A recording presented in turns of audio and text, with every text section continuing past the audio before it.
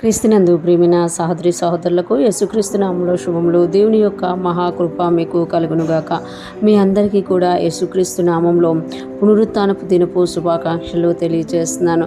ఈ దినము మన యేసయ్య మన కొరకు మరణించడమే కాదు, మరలా మృతుడై లేచి సజీవుడిగా మన మధ్య ఉండి తన పునరుత్థానపు శక్తి చేత మనల్ని నింపుతూ మనల్ని కూడా మనమున్న పరిస్థితుల నుండి లేపినట్లు మనకి దేవుడు గుర్తు చేస్తున్నమాట. ఆయన మరణమునే ఆయన జయించి లేచారు కనుక మనం ఎటువంటి పరిస్థితినైనా కూడా ఈ పునరుత్థానపు శక్తి ద్వారా జయించి ముందుకెళ్ళగలము అని మనకి పునరుత్థానపు దినమున దేవుడు మనకి తెలియజేస్తున్నారు. ఈరోజు దేవుడు మనకిచ్చిన మాట గలతీయులకు రాసిన పత్రిక 5వ అధ్యాయము 7-8 వచనాలు. మీరు బాగుగా పరిగెత్తుచుంటిరి, సత్యమునకు విధేయులు కాకుండా మిమ్మల్ని ఎవడు అడ్డగించెను? ఈ ప్రేరేపణ మిమ్మను పిలుచుచున్న వాని వలన కలగలేదు. ఈ మాటలు పౌలు గారు గలతీ సంఘానికి ఉద్దేశించి తెలియజేస్తున్నారు. మీరు బాగుగా పరిగెత్తుచుంటారు అంటే గలతీయులు దేవుని యొక్క సువార్త విన్న తర్వాత వారు ఆత్మీయంగా బాగుగా పరిగెత్తుచుంటారట. అంటే మంచిగా వెళ్ళిపోతుండేవారు, వాక్యానుసారంగా వెళ్ళిపోతుండేవారు. కానీ వారిలో కొంతమంది చొరబడి ఏం చేశారు అని అంటే, సత్యమునకు విధేయులు కాకుండా మిమ్మల్ని ఎవడు అడ్డగించెను? సత్యమునకు విధేయులు కాకుండా కొందరు చొరబడి వారు సత్యానికి విధేయులు కాకుండా అడ్డగించారంట.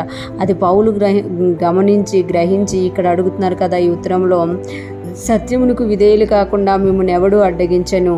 ఈ ప్రేరణ మిమ్మల్ని పిలుచుచున్న వాని వలన కలుగలేదు. అంటే దేవుడు మనల్ని పిలిచాడు, దేవుడు మన కొరకు ప్రాణం ఇచ్చాడు, దేవుడు మనల్ని రక్షించుకున్నాడు. కానీ మనము దేవుని స్వరాన్ని వింటున్నామా, వేరే వాళ్ళ ప్రేరణ వింటున్నామా? ఇక్కడ మిమ్మల్ని పిలుచువాని వలన ఈ ప్రేరేపణ మీకు కలుగలేదు అని తెలియజేస్తున్నారు. అంటే మనము దేని చేత ప్రేరేపించబడుతున్నాము? ఇక్కడ గలతీ సంఘంలో ఉన్నవారు దేవుని వాక్యమును అంగీకరించడమే కాకుండా బాగుగా ఉండేవారు ఏమైపోయారంట, సత్యానికి విధేయులు కాకుండా ఆగిపోయారంట, అడ్డగించబడ్డారంట.